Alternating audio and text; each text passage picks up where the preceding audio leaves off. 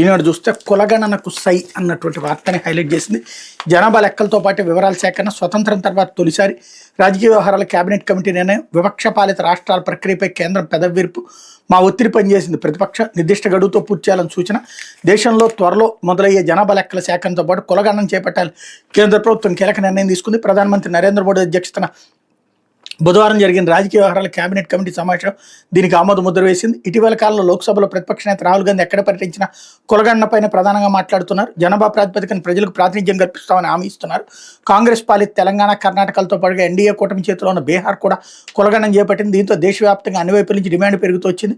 కులగణన చేపట్టేలా కేంద్ర ప్రభుత్వాన్ని ఆదేశించాలని బీసీ సంఘాలు సుప్రీంకోర్టుకు వెళ్లాయి.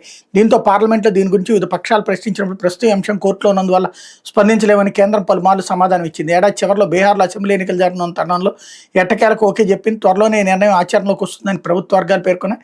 ఇప్పటికే జనాభా లెక్కల సేకరణ ప్రక్రియకి 5 ఏళ్లు ఆలస్యమైంది. ఈ పనికి 13,000 కోట్లు ఖర్చు అవుతుందని అంచనా అన్నటువంటి వార్తని హైలైట్ చేశారు. కాంగ్రెస్ ప్రభుత్వాలు ఇప్పటివరకు కులగణన వ్యతిరేకిస్తూ వచ్చాయని సమాచార ప్రసారాల శాఖ మంత్రి అశ్విని వైష్ణవ్ విలేకరుల సమావేశంలో చెప్పారు. స్వాతంత్ర అనంతరం ఏ జనగణనలోనూ కులగణన చేయలేదు.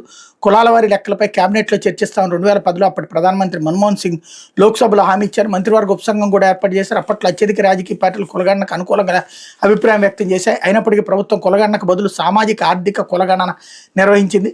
కాంగ్రెస్ విపక్ష కూటమి పార్టీలు కులగణన అంశాన్ని కేవలం తమ రాజకీయ ప్రయోజనాల కోసం ఉపయోగించుకుంటూ వచ్చాయన్నటువంటి వార్తని